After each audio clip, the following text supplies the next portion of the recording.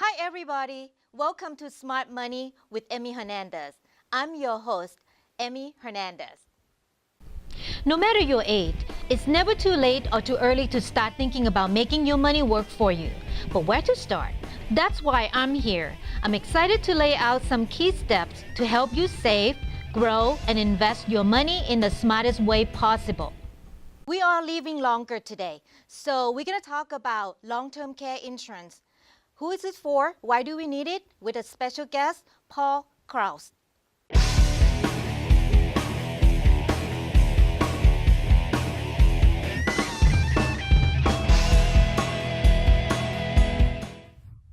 There was an article in Wall Street Journal recently about long-term care insurance. Say that it isn't dead, but it become an estate planning too.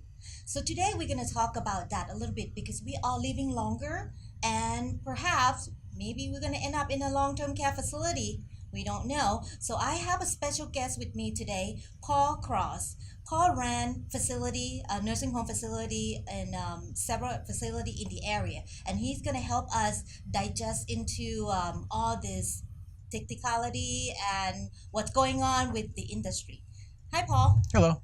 Thank you for being here today. Thank you for having me. So you were running a nursing home facility? Yes. How many do you run in the area? So we have 3 assisted living facilities in Upland.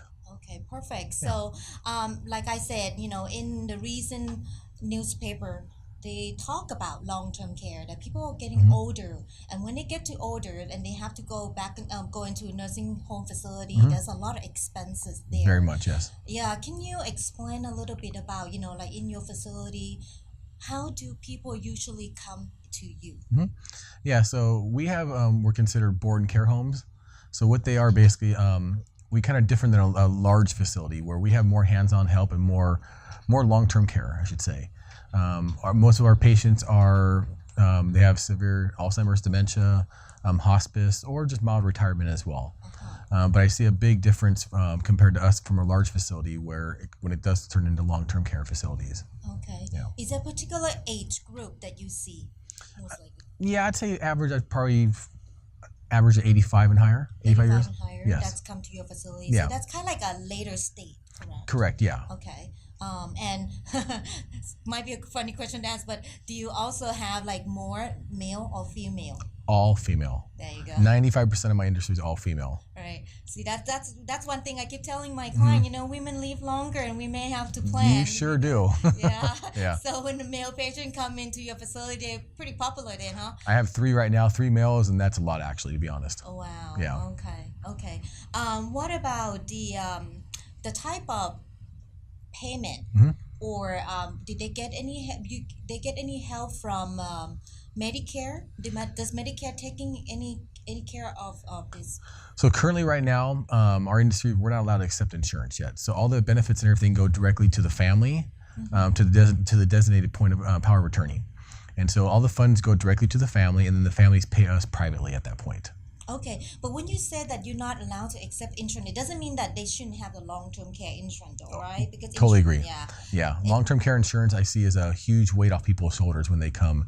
A lot of families that come to me, they're looking at how mom and dad can afford to stay at a facility for a few years. Okay. And I notice when people have long-term care insurance, it is a huge weight off their shoulders. Okay, so basically when you said that you not accept insurance, meaning that the family actually the one that dealing with the Correct. insurance and then just pay you. Yeah, we'll fill out the forms. The families will provide me forms to fill out on their behalf. Okay. And I submit those back to the family or directly to the insurance companies. But Great. yeah, we're not allowed to bill insurance yet ourselves. It's coming up soon. I hope it is. Okay. They've been working on it for about 10 years now. So it's coming close. So Okay. I'm looking forward to that. We're coming back and talk about that a little bit, but what I'd like to know now, because there's confusion with my client. When I talk about long-term care insurance, they always tell me, well, Medicare gonna pay for it. But from what I know, that if you being hospitalized for, let's say, 3 days, and then the doctor said you have to go to rehab, that's when Medicare actually pay. Correct. After that, but it's a certain period of time, right? How long does it?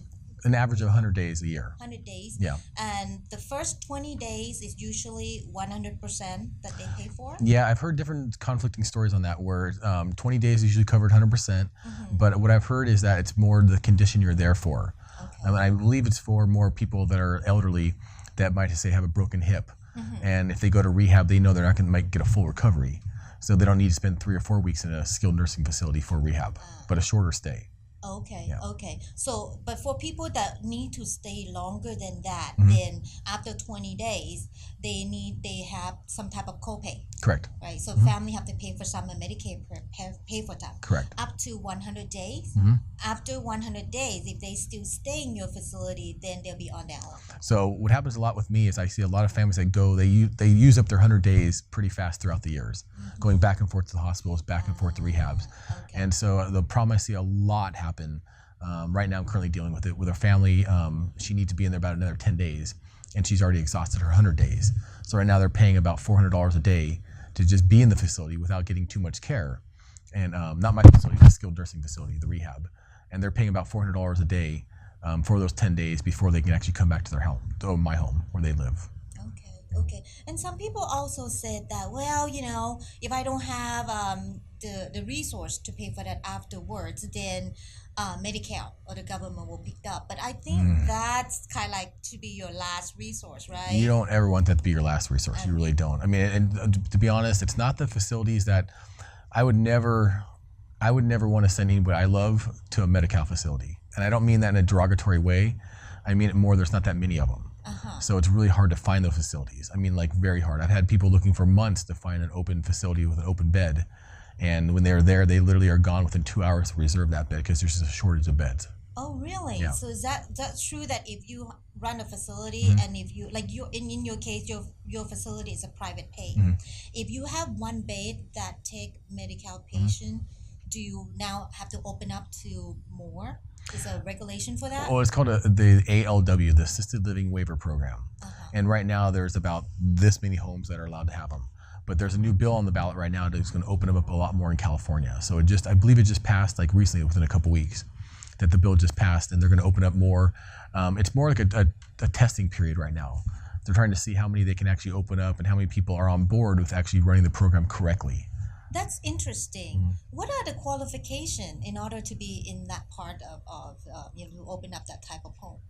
For me to open that, well, for one, if I can get on the program, I do that. And to be honest, with California, it's just a lot of paperwork. So doing a lot of paperwork, getting certified that I can actually be on the program. At that point, I can start accepting people on the waiver program. And then you're gonna now you build the government directly then with that. Yeah, yes, no. So it's really up in the air right now. So up in the air enough to where, put it this way, there's about 30 of my friends that do this for a living, and I have one friend she's on that program, one. And she was on it for, I want to say, about 8 months, and recently, within the last 2 months, she dropped off the program because it was such a fiasco for her to getting paid in time. So it's just not quite there yet. What I hear is about 2 more years until it's actually in the mainstream. But I believe what they look at more is the operators of these board and care homes, which are more long-term care facilities. They're not quite sure how to bill insurance quite yet. So they're trying to make the program more easy for everybody to get onto it, so it runs smooth. Okay, so that's a lot of red tape still right now. That's You don't all know it what's is. going on. So that's why the main reason you said you should be prepared. You really don't want to have your parents or anyone that have to go into that particular situation. Correct. Go for that type of facility. Correct, yes. Okay, that's very important. So we're just gonna have to come back and talk a little bit more about how your own facility runs. Sure. So we'll talk about that in a little bit.